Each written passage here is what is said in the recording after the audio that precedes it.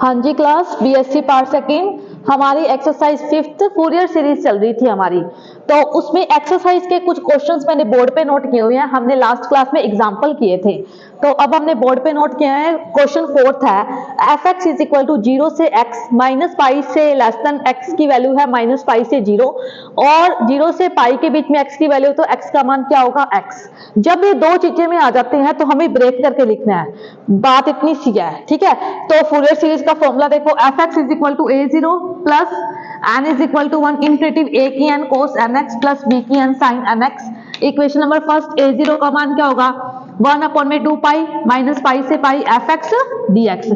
इसको ब्रेक कर दो, 1/2 पाई माइनस पाई से 0 माइनस पाई से 0 में x की वैल्यू क्या है 0 dx प्लस 1/2 पाई 0 से पाई में x की वैल्यू क्या है x dx। ये तो 0 ही हो गया। 1/2 पाई x का क्या होगा एक्स स्क्वायर डिवाइड बाई 2 0 से पाई, 1/2 पाई 2 पाई स्क्वायर माइनस 0, तो पाई स्क्वायर आ गया, एक पाई से एक पाई कट गया, pi by 4। Equation number 2, a0 का मान कितना आ गया पाई बाय 4। आगे देखो an का मान निकाले 1/में पाई माइनस पाई से पाई एफ एक्स कोस nx। इसको हम क्या बोलते हैं कोसाइन सीरीज भी बोलते हैं, इसको हम क्या बोलते हैं कोसाइन सीरीज भी बोलते हैं। सीधा ही बोलते हैं ना कि कोसाइन सीरीज निकालो, तो आपको यही वाला मान निकालना है, ठीक है। 1/में पाई 0 से पाई। अब देखो हमारे पास माइनस पाई से 0 तो क्या है 0, मैंने उसको लिखा ही नहीं, ठीक है। तो मैंने कौन सा इंटरवल ले लिया 0 से पाई। एफ एक्स की वैल्यू क्या होगी x cos nx dx। आइलेट से तो ये देखो अलजेब्रिक और ये क्या है ट्रिग्नोमेट्रिक, यानी कि x को u मानेंगे, cos nx को क्या मानेंगे v मानेंगे। 1/में पाई बार पड़ा रहा, u को छोड़ के v का क्या कर दिया इंटीग्रेशन। cos nx का क्या होगा sin nx divide by n 0 से पाई लिमिट, प्लस फिर u का क्या कर दिया हमने अवकलन, तो वो कितना हो गया 1। v का क्या कर दिया मैंने फिर से समाकलन sin nx divide by n, फिर उस पूरे का क्या करना होता है समाकलन। तो sin nx का क्या होगा हमारे पास cos nx divide by n, minus आता है, माइनस यहाँ पे पड़ा था, माइनस और माइनस कितने हो गए प्लस हो गए।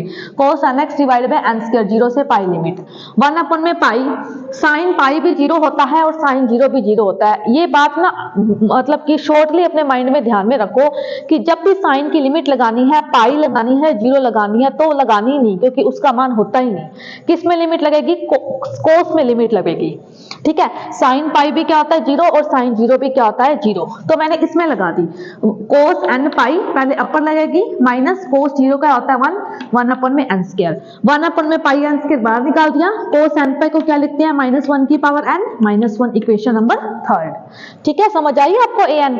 फिर देखो bn 1/में पाई 0 से पाई x sin nx dx, इसमें भी मैंने वही किया है, माइनस पाई से लेके 0 तक लिमिट जो है वो मैंने 0 था फंक्शन, वो मैंने नहीं लिखा क्योंकि उसका मान क्या आता है 0 आता है।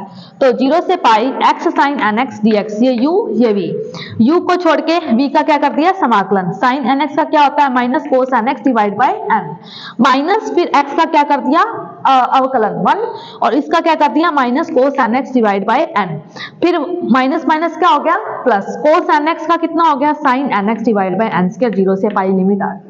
अब क्या करेंगे लिमिट इस पे लगेगी, इस पे तो लगेगी नहीं, क्योंकि ये तो क्या हो जाएगा 0, क्योंकि साइन n पाई 0 होता है और साइन 0 भी क्या होता है 0। तो 1/में pi minus pi cos n pi divide by n, और यहाँ पे जब 0 लगेगी तो ये 0 यहाँ पे आएगा ना, तो ये सारा क्या हो जाएगा खत्म हो जाएगा। तो क्या आ जाएगा पाई से पाई कट गया, -1/में n -1 की पावर n, 1/में n -1 की power n plus 1। Equation number कितनी आ गई 4 आ गई। इक्वेशन नंबर कितनी आ गई 4।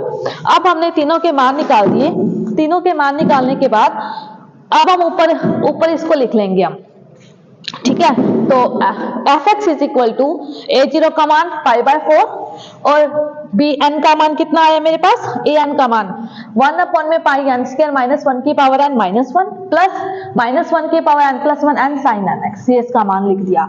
आप इसको 1 लगा दो और इसके बाद 2 लगा दो। सबसे पहले 1 लगाएंगे तो -2/में पाई cos x -2/में 3 square pi cos 3x, क्योंकि जब यहाँ पे हम 2 लगाएंगे तो 2 वाला पार्ट क्या हो जाएगा 0, ठीक है। तो 1 लगाएंगे तो 3 लगाएंगे, फिर 5 लगाएंगे। इस तरीके से इसमें लगाएंगे तो यहाँ पे 1 लगाओ, 1 के बाद sin x आएगा ओनली, फिर 2 लगाओ तो -1/2 sin 2x। तो अब तो ये क्या हो जाएगा इसका आंसर। ठीक है, तो ये मेरे पास था क्वेश्चन नंबर 4। अगर ब्रेक करके आते हैं तो हमें ऐसे करना है।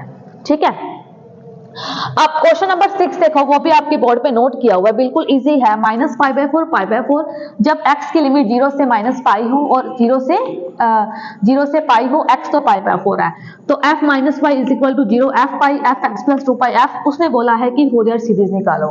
फोरियर सीरीज का फॉर्मूला क्या होता है, fx = a0 + an cos nx + bn sin nx। Equation number first, a0 का मान क्या होगा 1/2π -π से π fx dx। 1/2π ब्रेक करो, -π से 0 -π/4x + 1/2π 0 से π π/4 dx। -πx / 4 -π से 0 + 1/2π πx/4 0 से π। यहाँ पे देखो ये कितना हो जाएगा 8π -π² + 0 + 1/8π π² - 0। ये हमने क्या लगा दी, लिमिट लगा दी। ठीक है, पॉज करना, ऐसे नहीं होगा।